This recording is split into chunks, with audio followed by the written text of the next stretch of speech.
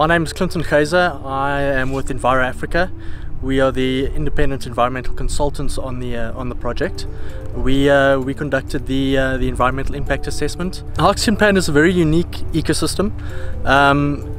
It might not look like much at the moment, but it's actually teeming with life. Most of it would be dormant at the moment, but when the floods come in, there's a lot of invertebrates, crustaceans like the fairy shrimp. So we are here to make sure that any activities on the pan are according to the conditions of the environmental authorization. And there's two main areas that we looked at.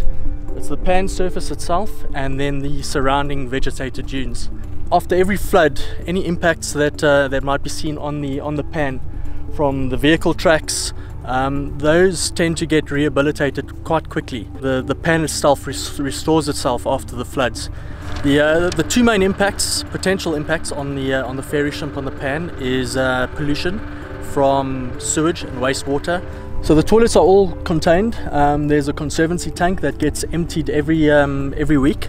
So there's no chance of spillages on the pan. The other potential pollution impact on the pan is from fuel spillages. As you'll see, all the tanks are bunded. So if there is a leak, that is all contained and it doesn't leak into the pan. The most sensitive part of Hakskeenpan was actually the vegetated sand dunes surrounding the pan. Obviously, with them being vegetated, it holds a lot of the fauna and flora around the pan.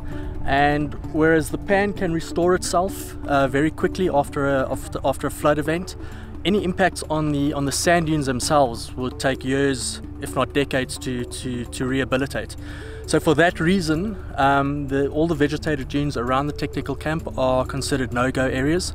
You'll see they've all been demarcated as no-go areas, so that there's no human or vehicle traffic through the dunes, no storage of equipment on the dunes, which could lead to serious erosion. So the pan surface has got a pH of approximately 8 to 9, which is slightly alkaline.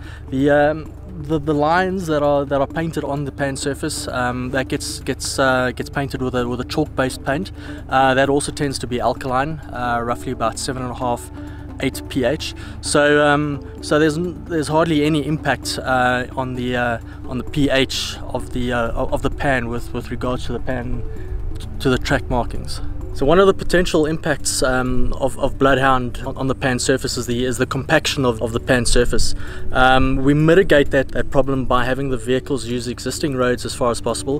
There are a number of existing roads that cross the pan. Where Bloodhound and the support vehicles do have to cross the pan, the vehicles try and avoid going over the same tracks. That lessens the compaction of the soil. So by following the conditions of the environmental management plan, Bloodhound and the contractors are ensuring that any potential impact that they have on the pan is kept to an absolute minimum, with the idea of once activities cease on the pan, those impacts will be rehabilitated, and by next year there should be no indication that Bloodhound was even on the pan.